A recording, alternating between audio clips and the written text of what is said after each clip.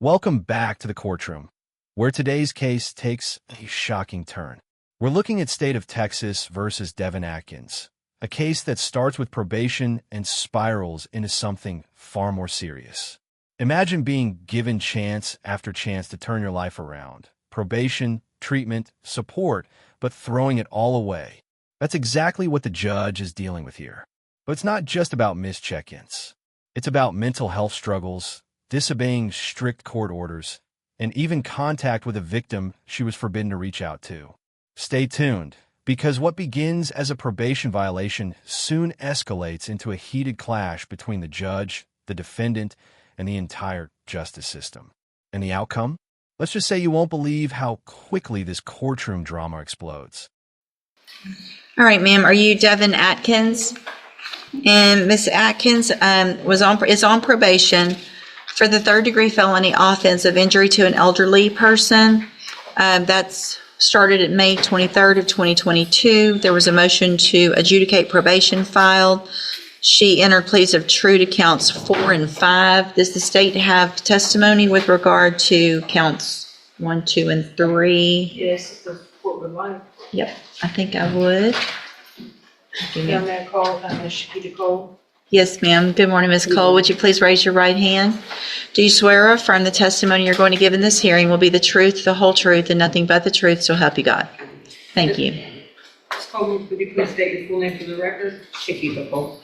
How are you employed? I'm employed at Jackson County Adult Probation. And as an adult probation officer, is it your responsibility to supervise an individual on this court's probation by the name of Devin Atkins? Yes. Do you see Ms. Atkins in the courtroom here today? Yes. Can you point to an identifier?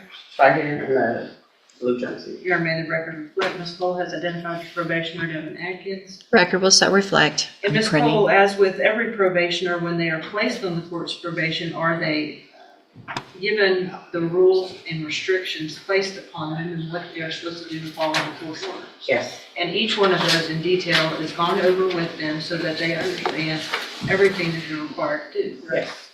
Was Ms. Atkins so advised? Yes. At her intake? She was advised at her intake and at a TTM at the Melton Center in person. Okay, and describe for the court what a TTM is. A treatment team meeting. Okay, so in your opinion, Ms. Cole, as her probation officer, was Ms. Atkins fully apprised and aware of what she was required to do on probation? Yes. And were in fact a majority of those things intended to help her? Yes. Was she advised that she was to report to the Community Supervision Department when directed by yourself in the court? Yes. And did Ms. Atkins, based on your review of the file, fail to do that on multiple dates, including but most likely not limited to November 4th of 2024, November 19th of 24, and was that in violation of her probation order? Here's where it gets serious. Probation is not optional. When you're placed under supervision, you're expected to check in, report your address, and follow through with community service. These rules aren't random. They're designed to help offenders reintegrate while protecting society. Yet Atkins repeatedly failed to show up, leaving her probation officer in the dark about her whereabouts. Think about that. If the system can't track her, how can they ensure public safety? This is where judges start losing patience, because missed check-ins don't just show irresponsibility, they show defiance. Viewers, what do you think? Should repeated no-shows be enough to revoke probation?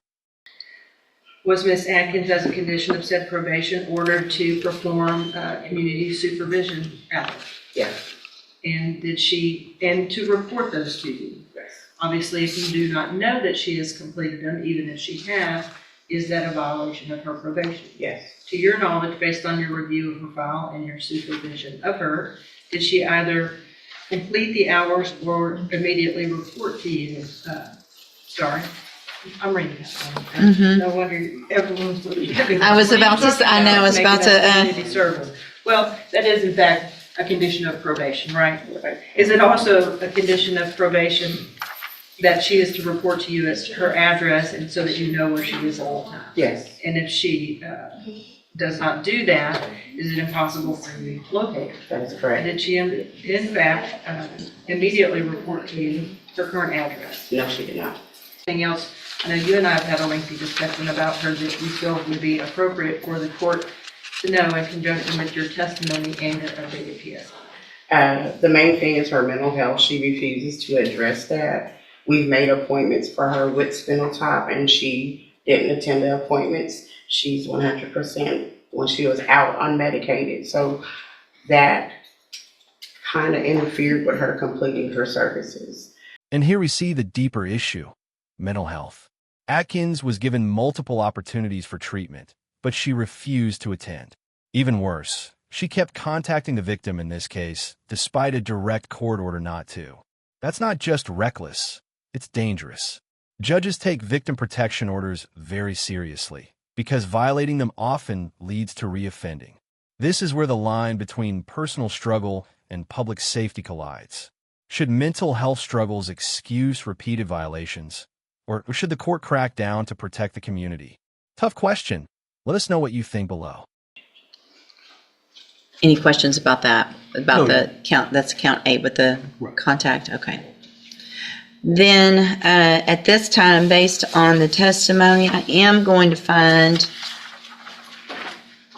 count 1, 2, 3, 6, 7, and 8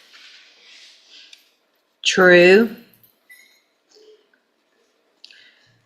Again, there were pleas of true to counts 4 and 5 previously. I've received an updated pre-sentence report. Has everyone had an opportunity to review that report?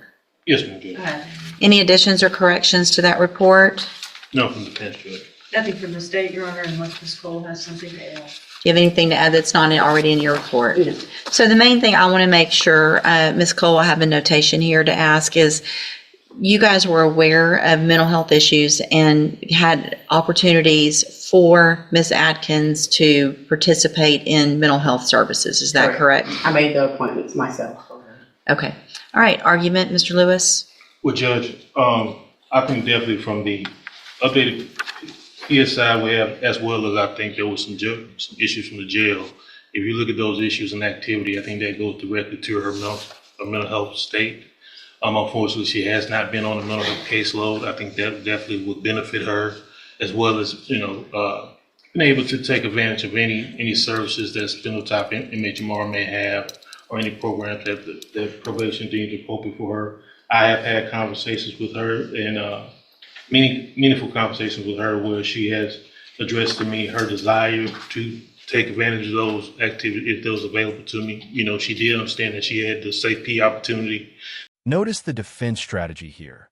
They're leaning hard on mental health as the explanation for Atkins' failures. Her lawyer argues she was never placed on a mental health caseload and didn't get the support she needed. Now, that sounds sympathetic, but let's break it down. The court already made appointments, and she simply didn't show up. That's the problem. This isn't about the system failing her. It's about her refusing to cooperate. The defense is trying to frame her as someone who just needs more help, but the prosecution sees her as someone who wasted every chance. Which side do you believe? I mean, it's hard when someone's not taking patients. Well, it sounds like you had appointments that you missed that Ms. Cole made for you. Did she go to regular Safe P or special? Hold on. Special needs. So she's already been to special needs Safe P. So that was a whole 6 months plus aftercare of drug and mental health help. So Ms. Atkins, the problem is you're being given all the opportunities. Yeah, but like I said, I don't know if I told you, I had an appointment in Port Arthur because I cannot get into Bowman. They're not taking new patients. So you had an appointment that Ms. Cole set for you, at least one, how many? Yeah, but it's not for medicine. It's for psycho. I'm not a psycho. I don't have those problems. I mean, some people do that. I don't know. Well, you obviously we don't know what you need because you won't even go do the evaluation. That it sounds like you haven't been on medication that would be what? Evaluation where?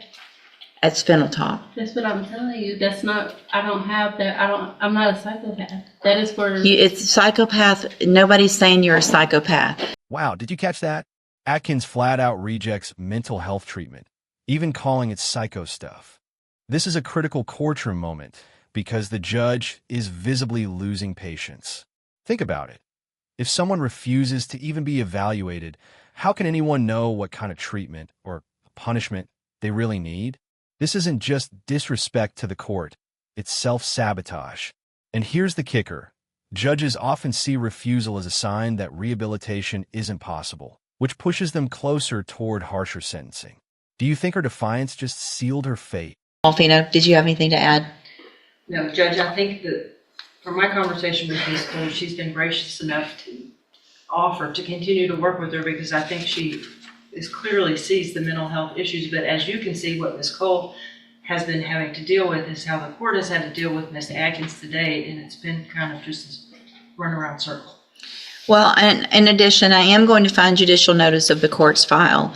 Ms. Atkins was evaluated for competency to stand trial not that long ago. I think it was in January of this year. And I have that report. And the finding is that Ms. Atkins is competent, understands the nature of the proceedings, and is then just really making a choice not to follow through with what programs have been given to you, Ms. Atkins, to try to help you. So at this time, any recommendation as far as, I have one more thing to say. okay? She is not giving me the information needed to follow up with those type of things. Okay, well, I don't She believe doesn't have you. them. I don't believe you. You don't Ms. believe- Cole would never say, go do something and not tell you where to go or help you get there. No, she says she does not have a list of the community service. I'm not worried about your community service. I'm worried about your mental health. And the fact that you're not doing what you need to, and you're still contacting the victim, and it's a serious case. And so I got to protect society, unfortunately, because you're not choosing to do the things I was that, gonna die, so I really didn't have much of a choice. Okay. It's my life in jeopardy. I'm going to find that you entered your pleas of true to counts 4 and 5 freely and voluntarily. Again, I'm finding counts 1, 2, 3, 6, 7, and 8 true. Find sufficient evidence to find you guilty, and at this time, find you guilty. Don't talk over. I'm about to sentence you to prison, and how you keep talking over me is about to start adding years onto that. This is the breaking point. The judge is ready to sentence Atkins, but she just won't stop talking over him. In a courtroom, that's a huge mistake. Judges see it as blatant disrespect. And in this case, the judge even warns her that every interruption could add years to her sentence. Imagine that. Your own mouth making things worse. This is where self-control can make or break a case. Viewers, be honest. If you were the judge, would you see her as someone worth giving another chance, or someone who's simply run out of them? You need to stop talking so I can finish what I need to do, okay?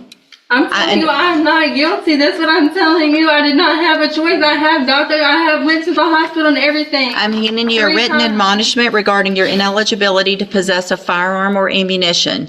Because of the judgment entered I against... don't have a gun. I'm not, just listen to what I'm saying. If you'll listen for a minute, you'll understand. Because of the judgment entered against you, you're ineligible under Texas law to possess a firearm or ammunition. I don't have a gun, man. Good, then you You're talking don't- to the wrong person. I'm Devin Atkins. I don't have a gun. I'm required to read that to I everyone. don't know what you're talking about. I don't have a gun. Good, then you don't have to worry about that. Go back with the bailiff. And there it is, the gavel comes down. Devin Atkins, once given probation and countless chances, is now sentenced to 5 years in the Texas Department of Corrections for injury to an elderly individual. Despite every opportunity for treatment and rehabilitation, she chose defiance over compliance. The judge made it clear, this wasn't about denying help. It was about refusing to even try. Cases like this highlight a tough reality. How far should the justice system go to accommodate someone who refuses to help themselves? If you found this case as shocking as we did, make sure to hit that like button, share your thoughts in the comments, and don't forget to subscribe for more jaw-dropping courtroom breakdowns. Until next time, justice is spoken.